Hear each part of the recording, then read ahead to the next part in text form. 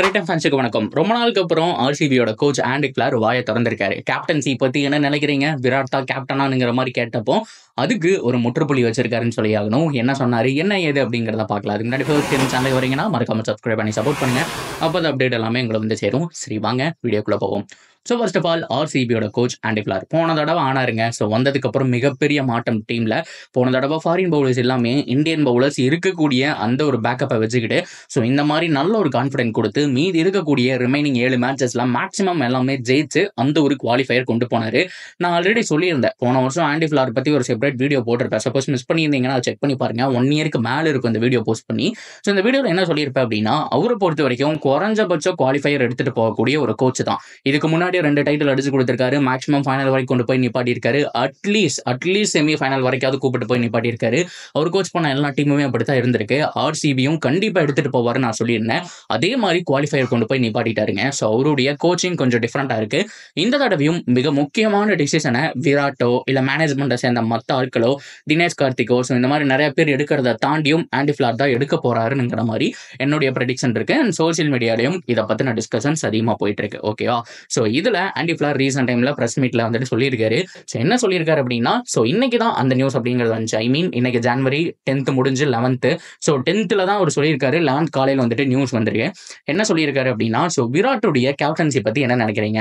So எல்லாருமே பேசுறாங்க, விராட் தான் ஆர்சிபிக்கு கேப்டன் பண்ண போறாரு. ஏன்னா இந்தியன் டீமுக்கே ஒரு கேட்டதா ஒரு தகவல் போயிட்டு இருக்கு. ஸோ அப்படி பார்க்கும்போது ஆர்சிபிக்கும் அவர் தானே பண்ணி ஆகணும்ங்கிற மாதிரி பிரஸ்ல கேட்டப்போ அவர் என்ன சொல்லியிருந்தார் அப்படின்னா, இது ஒரு மாடர்ன் டே எரா. அதாவது ஸோ இது ஒரு நியூ கிரிக்கெட் ஜேர்னி. அதாவது இதுக்கு முன்னாடி ஒரு 10 வருஷத்துக்கு முன்னாடியோ 20 வருஷத்துக்கு முன்னாடி இருந்த மாதிரியோ கிரிக்கெட் இல்லை. ஸோ இந்த மாடர்ன் டேக்கு தகுந்த மாதிரி நாங்கள் சில பிளான்ஸ் பண்ணணும் அப்படிங்கிற மாதிரி சொல்லிட்டாரு. ஸோ இங்கே நம்ம கட் பண்ணுவோம். இந்த இடத்துல நான் ஒரு சில விஷயத்தை வந்துட்டு கிளாரிஃபை பண்ணுறேன். ஸோ இந்த ஒரு ஸ்டேட்மெண்ட்டு அவர் எதுக்காக சொல்லியிருக்காரு அப்படின்னா, விராட் கிடையாது, ரஜத் பட்டிதருக்கு கேப்டன்சி போக போகுது அப்படிங்கிறத சொல்றாருங்கிற மாதிரி நான் நினைக்கிறேன். ஏன்னா இந்த மாடர்ன் டேக்கு தகுந்த மாதிரி வந்துட்டு நாங்கள் பிளான் பண்ணுறோம்னு சொல்லியிருக்காரு. அது மட்டும் இல்லாமல் இது ஒரு 3 year சைக்கிள் அப்படிங்கிற மாதிரி சொல்லியிருக்காங்க. அதாவது நெக்ஸ்ட் மெகா ஆக்ஷன் அவர் சொல்றாரு. இன்னும் 2 to 3 வருஷத்துல மெகா ஆக்ஷன் வரப்போகுது. இந்த ஒரு 3 வருஷம் சைக்கிள்ல எங்களுக்கு என்ன தேவையோ அதைத்தான் பண்ண போறோம் அப்படிங்கிற மாதிரி செம்மையா கிளியர் கட்டா இந்த ஒரு விஷயத்த சொல்லியிருக்காரு. ஸோ அப்படின்னா என்னன்னா, அவங்களுடைய பிளான் அடுத்த 10 வருஷத்துக்குள்ள கிடையாது. இந்த ஒரு 3 வருஷம், இதுக்கப்புறம் வந்துட்டு அடுத்த வருஷம் மினி ஆக்ஷனா, அதுக்கு அடுத்த வருஷம் ஒரு மினி ஆக்ஷன், அதுக்கப்புறம் தான் 2027 தான் வந்துட்டு மெகா ஆக்ஷன் வரப்போகுது. ஸோ இப்போ இந்த 3 year சைக்கிள தான் நாங்கள் பிளான் பண்ண போறோம். ஸோ 3 year சைக்கிள் நல்லா போச்சு, கேப்டன்சி நல்லா பண்றாங்க. அட்லீஸ்ட் ட்ராஃபி அடிக்காட்டியும் ஒரு செமி ஃபைனல் அப்படிங்கிற மாதிரி கன்சிஸ்டண்டா வராங்க அப்படின்னா இதே டீமை அவங்க கண்டினியூ பண்ணுவாங்க. அப்படி இல்லைன்னா அதுல ஒரு மாடிஃபை அப்படிங்கிறத பண்ணுவாங்க. இதுதான் ஆண்டி கிளாருடைய பிளானே. ஸோ இது ஒரு மாடர்ன் டே எரா, ஒரு 3 year சைக்கிளுக்கு மாதிரி நாங்கள் பிளான் பண்றோம். அண்ட் கேப்டன்சி டிசிஷன் இன்னும் ஸ்டில் பெண்டிங்ல தான் இருக்கு அப்படிங்கிற மாதிரி சொல்லிட்டாரு. இவர் சொன்ன இந்த 2-3 வார்த்தைகள் வச்சு பார்க்கும்போது என்ன பொறுத்த வரைக்கும் விராட் கேப்டனா இருக்கிறதுக்கான சான்ஸ் ரொம்ப கம்மி தான்.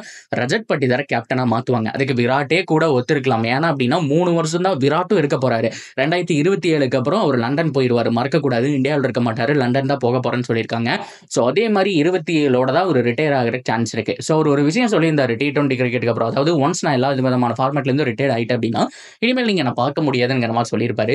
ஸோ இந்த மாதிரி வச்சு நம்ம கால்குலேட் பண்ணி பார்த்தோம் அப்படின்னா 2027 க்ரூசியல் இயர்னு நினைக்கிறேன். ஏன்னா நமக்கு 50 ஓவர் வேர்ல்ட் கப்பு வருது. பொறுத்திருந்த பப்பம் என்ன நடக்க போகுதுங்கிறத.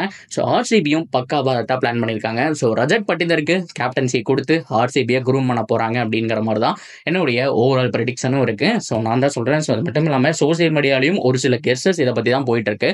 ஸோ பொறுத்திருந்து பார்ப்போம் என்ன நடக்குது அப்படிங்கிறத. ஓவராலாக ஆண்டி கிளார் சொல்லக்கூடிய விஷயங்கள் இதுதான். இதுல ஏகப்பட்ட டீப் மீனிங் இருக்கு. எதையுமே ஓப்பனா உடைக்காட்டியும் கண்டிப்பா டீமுக்கு என்ன தேவையோ அதை பண்றாங்க. ஸோ நீங்க என்ன நினைக்கிறீங்க ஆண்டி கிளார் சொன்ன ஸ்டேட்மெண்ட்டை பத்தி? ஸோ உங்களுடைய கருத்துக்கள் தாராளமா கமெண்ட்ல சொல்லலாம். தொடர்ந்து அப்டேட்டுக்கு சேனலோட இணைஞ்சிருங்க. மறக்காம சப்ஸ்கிரைப் பண்ணி சப்போர்ட் பண்ணுங்க.